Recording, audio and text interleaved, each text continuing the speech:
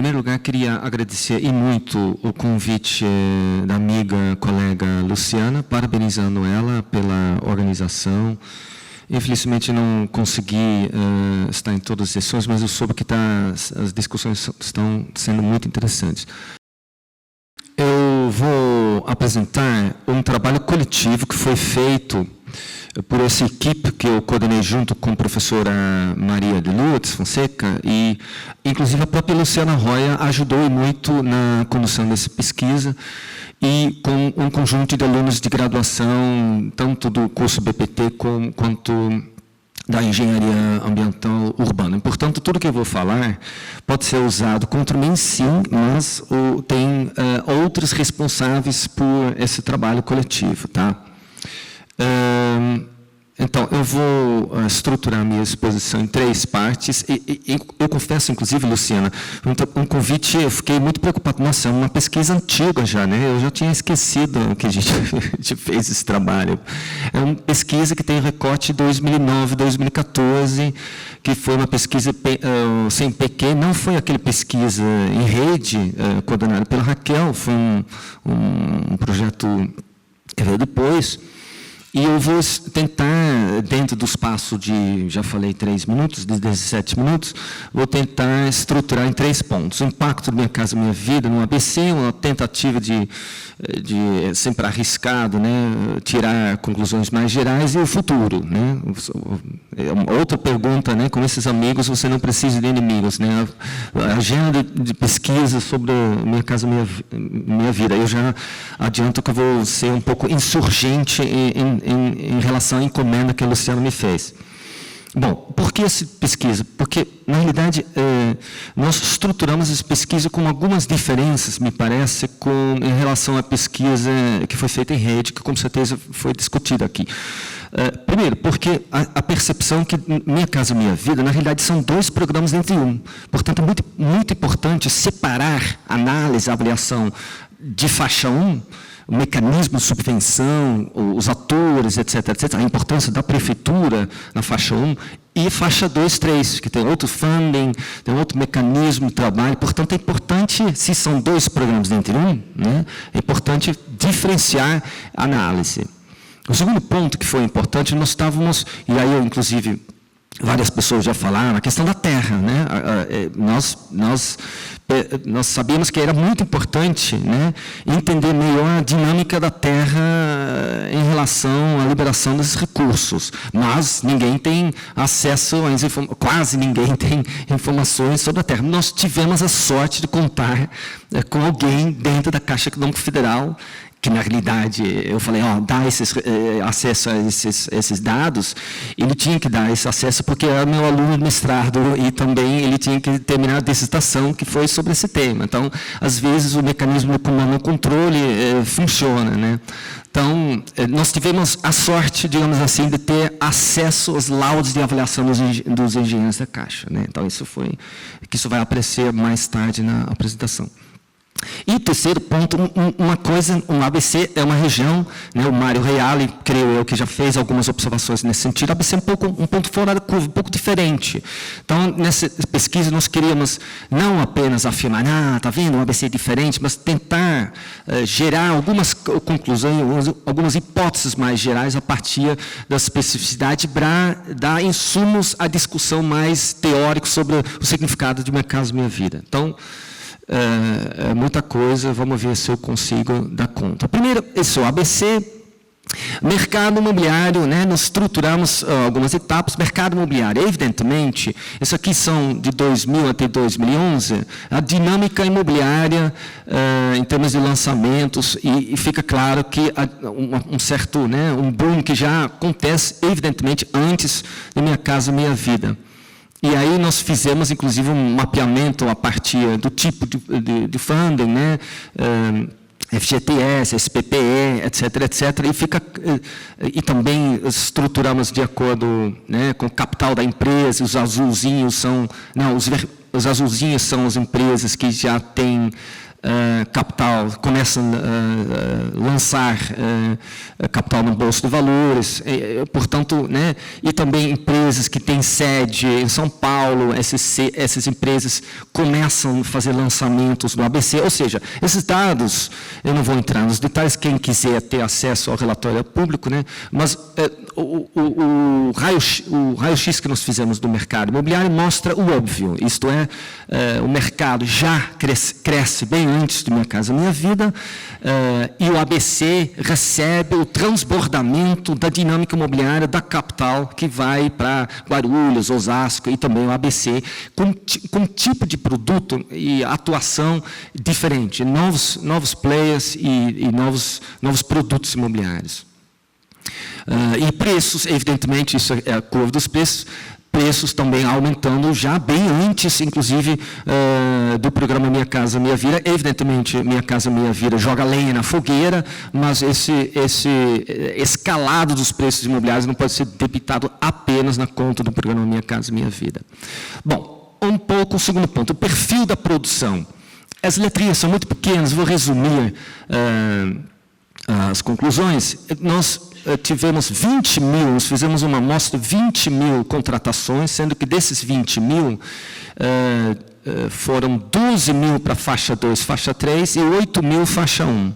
Portanto, essa aqui é uma especificação por cidade, por faixa, e antecipando já contratações por faixa, por cidade, e inclusive a contribuição para a redução do déficit. O ABC seguiu o problema, né, a distorção no desenho geral do programa, isto é, uma subrepresentação da faixa 1, isso é geral, e também o ABC segue esse padrão, mas, e eu já vou entrar nos detalhes, nós tivemos umas surpresas, né, em relação, por exemplo, ao balanço geral da pesquisa feito pela rede. Primeiro, na faixa 1, o ABC foi relativamente bem.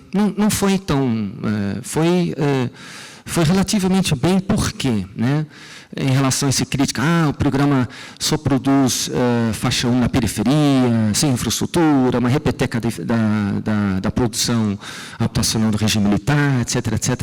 No ABC, evidentemente, os triângulos são as localizações. As localizações são, sim, um pouco mais periféricas em relação aos pontinhos brancos, que representam a dinâmica imobiliária formal, mas, ao menos, duas coisas, né? Essas localizações não são tão distantes assim, né? E aqui nós colocamos zonas concêntricas, e principalmente, e aí é uma conclusão importante, em função da geografia e a história da política habitacional no ABC, isto é, uma mobilização importante das prefeituras progressistas, principalmente em torno da articulação dos instrumentos urbanísticos, ZEIS, AEIS, relativamente bem localizados. O que acontece? A partir... Antes de Minha Casa Minha Vida, os empresários não estavam interessados em entrar de peso nas ZEIS e na produção de habitação de interesse social, e a partir da chegada do programa, houve, portanto, uma possibilidade de articular os instrumentos do Estatuto da Cidade, principalmente ZEIS e AEIS, com os financiamentos da faixa 1. Portanto, essa aqui mostra as barras pretas representa a produção nas ZEIS. Basicamente, uma parte importante da faixa 1 é produzido nas ZEIS, e esses ZEIS são relativamente bem localizados. Não todos os empreendimentos são extremamente bem localizados, mas tem, e aqui eu vou colocar um segundo ponto, são localizações um pouco mais distantes, mas a periferia foi qualificado, né? E, portanto, aqui nós fizemos esse checklist, né? De que o Ministério da Cidade, junto com a Caixa, aplicou esse checklist. Tem equipamento, tem creche, tem ônibus, lembra? Então, no âmbito dessa pesquisa, fizemos tic, tic, tic, tic, essa lista. E o resultado foi, com pouquíssimas exceções, né? Os empreendimentos faixa 1 são bem infraestruturados, eles têm a presença da infraestrutura urbana. Então, basicamente, são empreendimentos, estão um pouco mais distantes do miolo, né, o filé mignon do mercado, sim, mas eles estão articulados com as EIs, e principalmente a periferia da década de 60, 70, evidentemente, ao menos no ABC, na periferia das regiões metropolitanas, essa periferia foi qualificada, portanto, não é mais a mesma periferia da época do BNH, evidentemente. É chovendo molhado, mas isso foi, para nós, uma primeira conclusão importante, mostrando isso detalhadamente em cada uma das cidades, as 4 cidades que tiveram empreendimentos, Minha Casa Minha Vida, Santo André, São Bernardo, Mauá e Diadema, o padrão se repete, tem uma presença significativa. Ao contrário, né, são poucos os empreendimentos e as cidades onde você tem uma debilidade, uma deficiência em termos de infraestrutura. Isso foi a primeira conclusão. Portanto, Minha Casa Minha Vida, faixa 1, foi relativamente bem. O problema foi outro. Precisávamos ter recebido mais dinheiro, mas isso é uma distorção, como você sabe melhor que eu, no desenho do nacional do programa, que foi apenas parcialmente corrigida com a chegada da segunda fase do programa. Bom, essa foi a primeira parte da pesquisa. Conforme eu falei, interessava-nos muito explorar também faixa 2, faixa 3. Né? E, portanto, essa é uma segunda parte da conclusão. A primeira conclusão, a ABC foi relativamente bem na faixa 1. Na faixa 2 e 3, chegaram os grandes problemas. Né? Eu já mostrei para vocês a escalada dos preços fundiários, imobiliários no ABC. O que nós fizemos? Nós fizemos, portanto, um raio-x desses 12 mil empreendimentos do universo de 20 mil. Repetindo, 8 mil empreendimentos pertenciam à faixa 1, 12 mil pertenciam à faixa 2, faixa 3, com aquele momento o teto de R$190 mil por empreendimento, como você sabe. O que aconteceu? Os números são muito pequenos, eu peço desculpa, mas o que aconteceu, eu vou antecipar a conclusão, tem as flechinhas, eu desempenhei o papel de arquiteto ontem, né? Falei, olha, minhas tabelas são horrorosas, eu vou colocar flechinhas para pegar os pontos. Eu não me dei conta que a tabela continua ruim, porque os números são muito pequenos, mas eu vou resumir, os meus colegas estão rindo, né? Porque eles já estão, eu estou vendo os colegas que estão rindo. Mas eu vou antecipar a conclusão. A conclusão é a seguinte: desses 12 mil contratados, ou seja, você tem 2009, o relógio começa a andar, contratado. Depois do fim da construção, 2011, 2012, foram financiados apenas 6 mil empreendimentos. Aí eu era, junto com o Luiz, o orientador do Rafael que trabalhava na Caixa. Rafael, o que aconteceu? A conta está errada.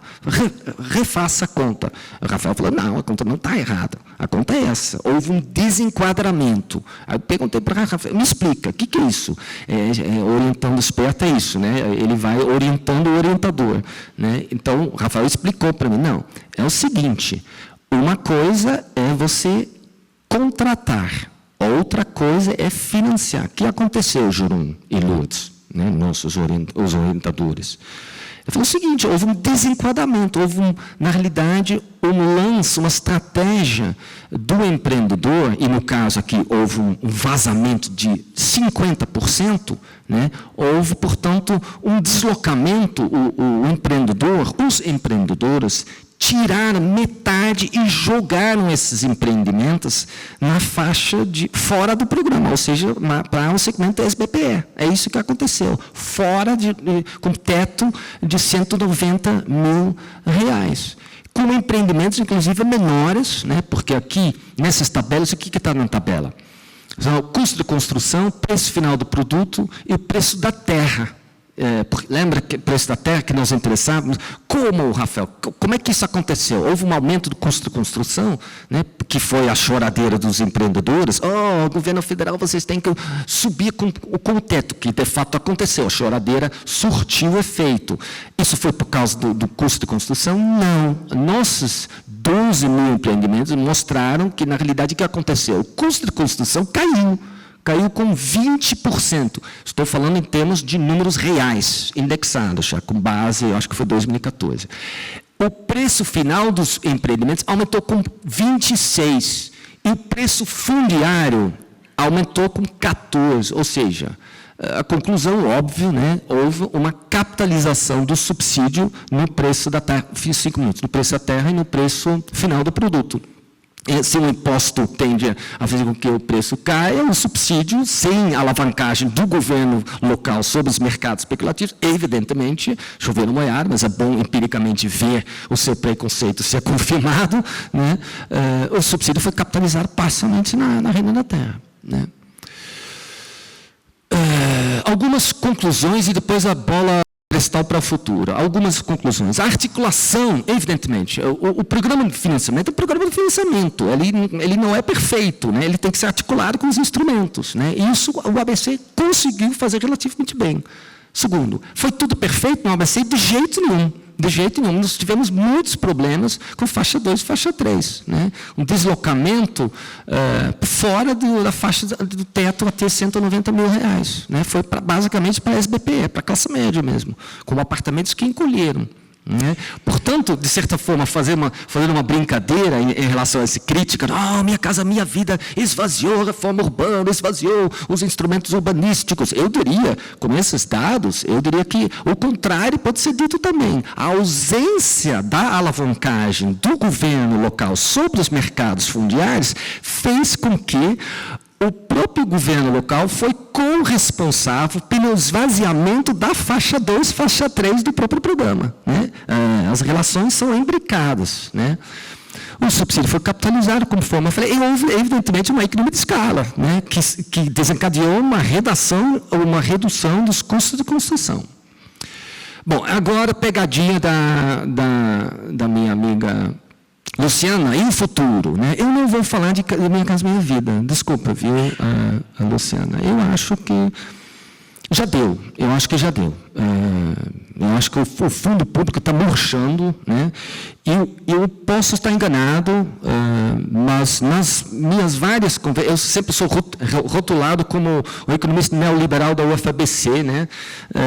Porque eu sempre, várias conversas com Secov que eu tive nas últimas semanas, inclusive no âmbito daquele colóquio que nós organizamos algumas semanas atrás sobre a logística imobiliária, eles estão fazendo várias propostas sobre arrendamento, sobre leasing, né? Sobre o tema de habitação de interesse social, basicamente está voltando via aluguel social. Não é aquele aluguel social estilo francês, estilo welfare state europeu, é uma outra coisa. Né? É a ideia de diluir o subsídio ao longo do tempo a partir do mecanismo de arrendamento. Né? Casa própria, que tem que ser pago a partir do lump sum, o subsídio é muito caro. Né? Na medida que você consegue diluir isso ao longo do tempo, é muito melhor. Via um conjunto de isenção de IPTU, flexibilização da legislação urbanística, etc., etc. Tem ao menos duas coisas que eu vi. Uma proposta Secov, que eu entendi que eles estão discutindo com o governo federal, que é uma espécie de, eu fiz uma brincadeira de mau gosto, seria uma espécie de build, operate and transfer, né, que é muito comum na área de infraestrutura, constrói, opera e transfere depois a infraestrutura para o setor público. O boot da área habitacional deles é um pouco diferente. Na realidade, você tem um prazo de 10, 15 anos para alocação social, depois desse prazo, o empreendimento volta para o setor privado explorar, eventualmente vender o empreendimento, e depois, aonde vai o inquilino não ficou muito claro, mas para ao menos manter a taxa interna de retorno do empreendedor. Então, a ideia de uma agenda de pesquisa, Luciano, eu acho que nós precisamos ficar muito atentos a esses movimentos nos bastidores, né, sobre a reformulação do FAR, a retomada do FAR, que o governo Lula deslocou um pouco das suas premissas iniciais, a ideia era right to buy, né, me parece que esse tipo de proposta, né, leasing, arrendamento, um conjunto de subsídios dispersos, não é mais um subsídio à vista, mas é um subsídio via uma articulação com o pagamento do aluguel. Me parece que esse tipo de proposta vai nortear ao menos a agenda deles, né? E, portanto, me parece que isso é importante também acompanhar do ponto de vista da reflexão crítica aqui na academia. Bom, meu tempo esgotou, eu acho que eu mantive o estilo, a tradição holandesa, que é mais ou menos estilo inglês, né? Just in time. Eu queria mais uma vez agradecer a Luciana. Desculpe não responder sua pergunta sobre Minha Casa Minha Vida, mas eu acho que, infelizmente, né, na minha fala, eu acho que Minha Casa Minha Vida faixa 1, se tivesse algo assim, mas com articulação com os instrumentos urbanísticos, para a região do ABC seria muito interessante, mas enfim, já deu, e eu acho que também o fundo público, nesse sentido, eu acho que tem um papel já esgotado. Muito obrigado mais uma vez.